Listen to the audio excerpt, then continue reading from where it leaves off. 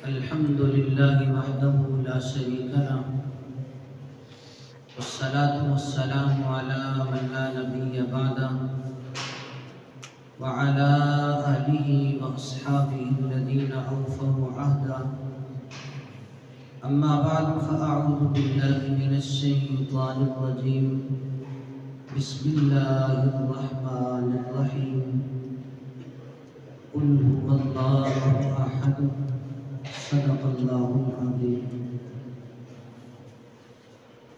میرے انتہائی واجب الاحترام معزز طلباء اکرام، کل کے درس کے اندر عقیدہ توحید کی اقسام کے حوالے سے گفتگو کی تھی۔ علامہ ابن بطہ رحمہ اللہ نے توحید کی جو 3 اقسام لکھی ہیں ان میں سے فقط 2 کا تذکرہ کل کے درس میں ہوا تھا۔ پہلی قسم تھی کہ اللہ جل شانہ کی ذات موجود ہے۔ دوسرا عقیدہ یہ بیان ہوا تھا کہ اللہ جل شانہ کی ذات ایک ہے۔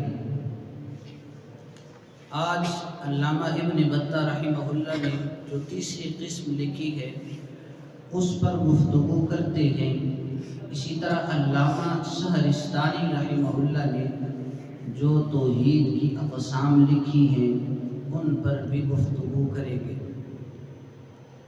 تو علامہ ابن بطہ رحمہ اللہ فرماتے ہیں کہ توحید کی تیسری قسم یہ ہے کہ بندہ اللہ جل شانہ سے متعلق یہ عقیدہ رکھے، اللہ جل شانہ کے ساتھ جتنی صفات موصوف ہیں اللہ اپنی صفات میں یکتا ہے، اکیلا ہے، اللہ کا ان صفات کے اندر کوئی شریک نہیں ہے۔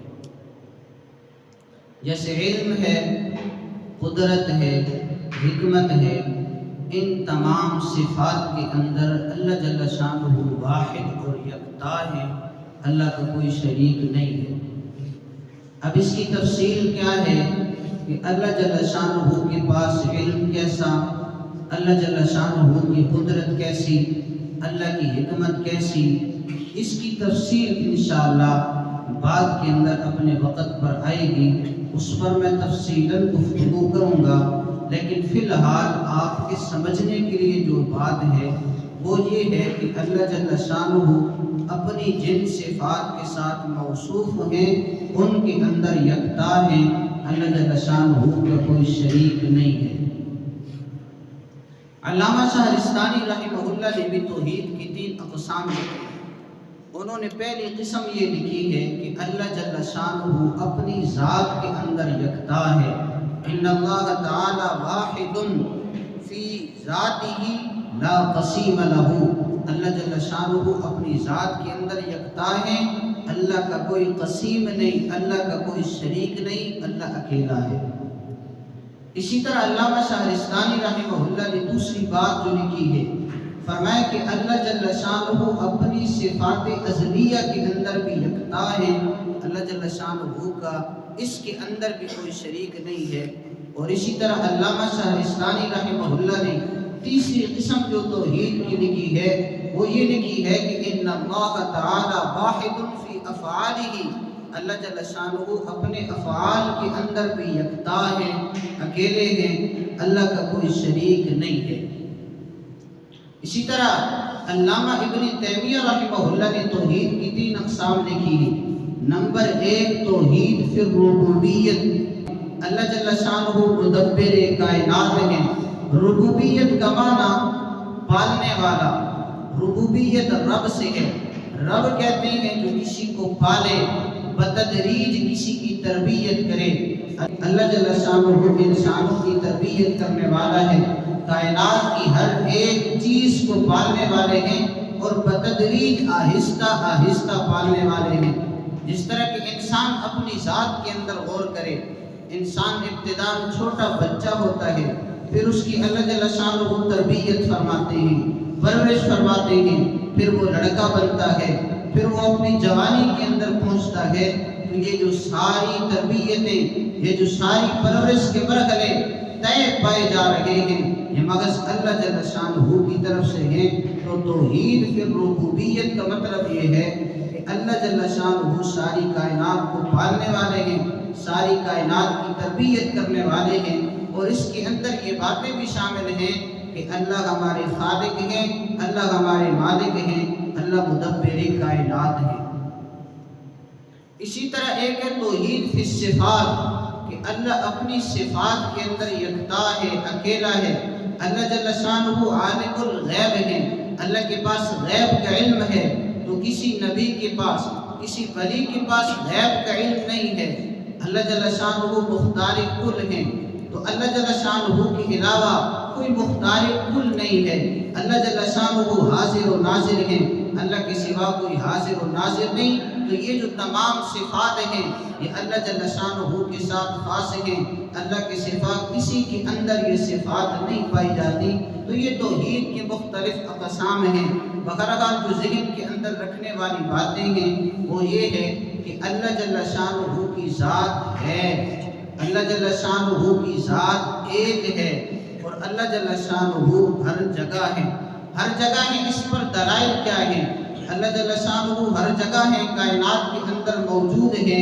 جسے آسان لفظوں میں سمجھا جائے تو اللہ جل شانہ حاضر و ناظر ہیں۔ اس کے لیے میں چند ایک آیات بطور دلیل کے پڑھ دیتا ہوں تاکہ آپ حضرات کے سامنے بات آ جائے کہ اللہ جل شانہ ہر جگہ ہے۔ وَلِلَّهِ الْمَشْرِقُ وَالْمَغْرِبُ فَأَيْنَمَا تُوَلُّوا فَثَمَّ وَجْهُ اللَّهِ، اللہ ہی کے لیے مشرق بھی ہے، اللہ ہی کے لیے مغرب بھی ہے، جہاں کہیں تم منہ کرو گے اللہ جل شانہ وہاں موجود ہیں۔ اسی طرح الرحمن علی العرش استوى، اللہ جل شانہ عرش پر موجود ہیں۔ اسی طرح ما یکون من نجوى ثلاثة الا هو رابعهم ولا خمسة الا هو سادسهم ولا ادنى من ذلك ولا اکثر الا هو معهم اینما كانوا، اگر تم تین ہوتے ہو اللہ جل شانہ تمہارے ساتھ چوتھا ہوتا ہے، اگر تم پانچ ہوتے ہو اللہ جل جلالہ چھٹا ہوتا ہے، تمہارے ساتھ ہوتا ہے، تم جہاں کہیں بھی ہو اللہ جل شانہ تمہارے ساتھ موجود ہے۔ تو یہ عقیدہ ہے کہ اللہ جل شانہ ہر جگہ ہے۔ تو یہ اہل سنت والجماعت احناف دیوبند کا عقیدہ ہے کہ اللہ جل شانہ ہر جگہ موجود ہے۔ اس کے مد مقابل کئی ایک لوگ آپ کو ایسے ملیں گے جو کہیں گے کہ اللہ جل شانہ فقط عرش پر ہے، اللہ جل شانہ ہر جگہ نہیں ہے۔ وہ آیت پڑھیں گے الرحمن علی العرش استوى، کہ اس آیت مبارکہ سے ثابت ہوا اللہ جل شانہ عرش پر ہے، اللہ ہر جگہ موجود نہیں ہے۔ تو اس کے سامنے یہ آیات پڑھ دی جائیں وَلِلَّهِ الْمَشْرِقُ وَالْمَغْرِبُ فَأَيْنَمَا تُوَلُّوا فَثَمَّ وَجْهُ اللَّهِ مَا يَكُونُ مِن نَجْوَى ثَلَاثَةٍ إِلَّا هُوَ رَابِعُهُمْ، کہ ان آیات کو بھی سامنے رکھا جائے۔ اور اسی طرح اللہ جل شانہ ہر جگہ موجود ہیں۔ اس بات کا اندازہ اس سے بھی لگایا جا سکتا ہے کہ جب حضرت محمد رسول اللہ صلی اللہ علیہ وآلہ وسلم کی معراج کی باری آئی، اللہ جل شانہ نے آسمانوں پر بلایا، عرش پر بلایا، وہاں پر اپنے حبیب سے ملاقات فرمائی، اور جب باری سیدنا موسیٰ علیہ السلام کی آئی تو فرمایا کہ پوری سینہ پر آؤ، میری اور تمہاری آپس کے اندر ملاقات بھی ہے، آپس کے اندر گفتگو بھی ہے۔ اسی وجہ سے سیدنا موسیٰ علیہ السلام کو کلیم اللہ کہتے ہیں کہ اللہ جل شانہ سے کلام کیا کرتے تھے، اللہ جل شانہ سے باتیں کیا کرتے تھے۔ اور اسی طرح اگر بندہ مجھ اور آپ جیسا ہو تو پھر مسجد کے اندر جاتا ہے، اللہ کے سامنے 2 رکعت پڑھتا ہے، نماز پڑھتا ہے، تو اس کے اندر گویا بندہ اللہ جل شانہ سے رابطے میں ہے، بندہ اللہ جل شانہ سے باتیں کر رہا ہے۔ تو پتہ چلا اللہ جل شانہ ہر جگہ ہے۔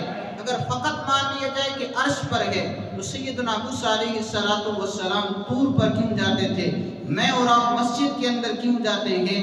اس لیے ہمارا عقیدہ مضبوط ہے کہ اگر محمد رسول اللہ صلی اللہ علیہ وآلہ وسلم جیسی ہستی ہو، اللہ جل شانہ عرش جیسی جگہ کا انتخاب فرماتے ہیں، اور اگر ہستی سیدنا موسیٰ علیہ السلام جیسی ہو، اللہ جل شانہ طور سینا کا انتخاب کرتے ہیں، اور اگر کچھ اور آپ جیسا بندہ ہو پھر اللہ جل شانہ محلے کی مسجد کا انتخاب کرتے ہیں، اس لیے کہ اللہ ہر جگہ ہے۔ پھر آگے بندے کی حیثیت کو دیکھتے ہیں کہ بندے کی حیثیت کیا ہے، جس کی جتنی اونچی حیثیت ہوتی ہے اللہ جل شانہ ملاقات اس سے وہاں کرتے ہیں۔ تو یہ 3 عقائد آپ نے ذہن کے اندر رکھتے ہیں توحید سے متعلق کہ اللہ جل شانہ ہیں، اللہ جل شانہ ایک ہے، اللہ جل شانہ ہر جگہ ہے۔ باقی جو علماء نے اقسام لکھی ہیں وہ بھی میں نے آپ حضرات کے سامنے بطور تبرک کی ہیں تاکہ آپ کو کچھ سمجھ آ جائے۔ بہرحال یہ چیزیں سمجھ نہ بھی آئیں لیکن اتنی بات یاد رکھنی ضروری ہے، جو مین 3 عقائد آپ کے سامنے رکھے ہیں ان پر دلائل بھی دیے ہیں۔ اللہ جل شانہ کی ذات سے دعا ہے اللہ جل شانہ مجھے آپ کو تمام عقائد حقہ سمجھنے کی، اپنانے کی توفیق عطا فرمائے اور انہیں پھیلانے کی توفیق عطا فرمائے۔ وآخر دعوانا الحمدللہ رب العالمین۔